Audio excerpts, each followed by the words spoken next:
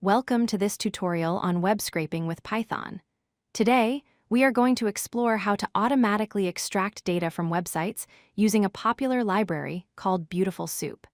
This is an essential skill for data collection in 2026. So, what exactly is web scraping? Simply put, it is the process of using a script to visit a website and download its content, just like a browser does.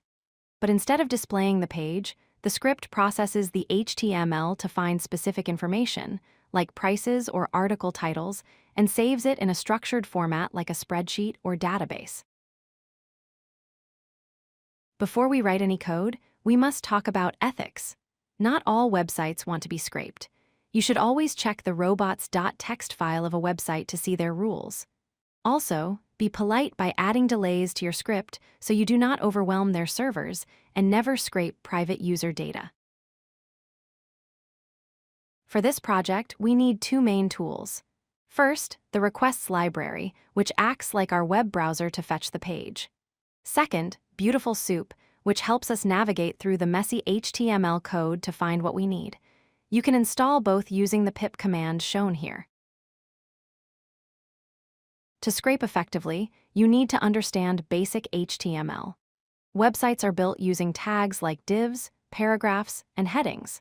These tags often have attributes like classes or IDs. We use these attributes as coordinates to tell our script exactly where the data is located within the page structure. Step 1 is fetching the website content. We import the requests library and use the get function with our target URL. We always check the status code first. A status code of 200 means the request was successful and we have the website's content ready to use. Now that we have the raw HTML text, we need to parse it. We import BeautifulSoup and create a new object, often called soup. We pass in the text from our request and specify the parser we want to use. This object now represents the web page as a data structure we can easily navigate. BeautifulSoup provides two powerful methods to find elements. The find method returns the very first match it sees, which is great for unique items like a main title.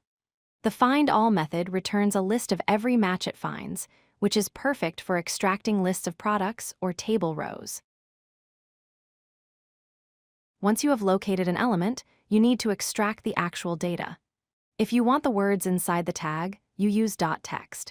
If you need a link URL or an image source, you access the attributes like a dictionary, using square brackets with the attribute name, such as href. Here is a complete example. We request the page, make the soup, and then use find all to get a list of books. We then loop through each book to extract the title and price individually. This simple pattern is the foundation of almost all web scraping projects. To summarize, import your libraries, fetch the page with requests, parse it with BeautifulSoup, and use the find methods to locate your data. In the next video, we will cover how to handle multiple pages and save this data directly to a CSV file. Thanks for watching. If you like this video, hit that like button and don't forget to subscribe. Visit codelucky.com for more such useful content.